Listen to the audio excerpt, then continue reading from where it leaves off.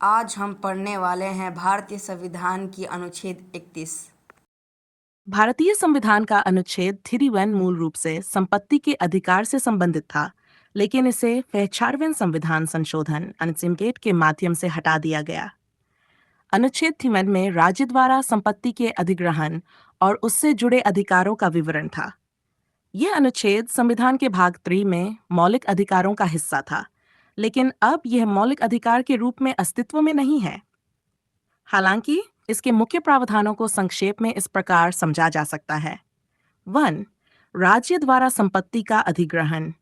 अनुच्छेद 31 का प्रावधान था कि राज्य निजी संपत्ति का अधिग्रहण कर सकता है, लेकिन यह अधिग्रहण केवल जनहित में किया जाना चाहिए। इसका मतलब था कि अगर सरकार किसी व्यक्ति की संपत्ति लेती है तो वह सार्वजनिक उद्देश्य के लिए होना चाहिए। 2. मुआवजे का अधिकार।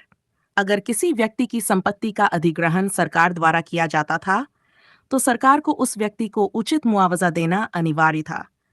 इसका उद्देश्य यह था कि संपत्ति के मालिक को नुकसान न हो और उसे उसकी संपत्ति का सही मूल्य मिल सके।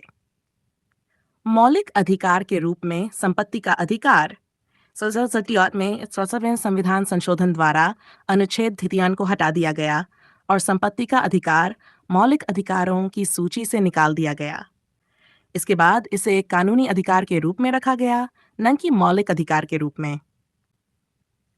104वें संशोधन के बाद स्थिति 4वें संशोधन के बाद संपत्ति का अधिकार मौलिक अधिकारों से हटा दिया गया और इसे संविधान के अनुच्छेद 30A में एक वैधानिक अधिकार लीगल राइट के रूप में जोड़ा गया।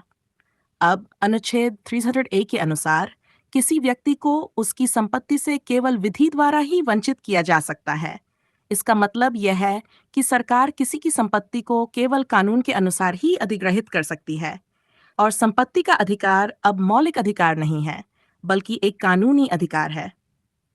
सारांश: अनुच्छेद 31 मूल रूप से संपत्ति के अधिकार से संबंधित था, जो कि अब भारतीय संविधान में मौलिक अधिकार के रूप में अस्तित्व में नहीं है। 44वें संविधान संशोधन के बाद संपत्ति का अधिकार एक वैधानिक अधिकार बन गया और इसे अनुच्छेद 30A के तहत संरक्षित किया गया। अब संपत्ति का अधिकार मौलिक अधिकार नहीं है, लेकिन यह अभी भी एक कानूनी अधिकार के रूप में सुरक्षित है।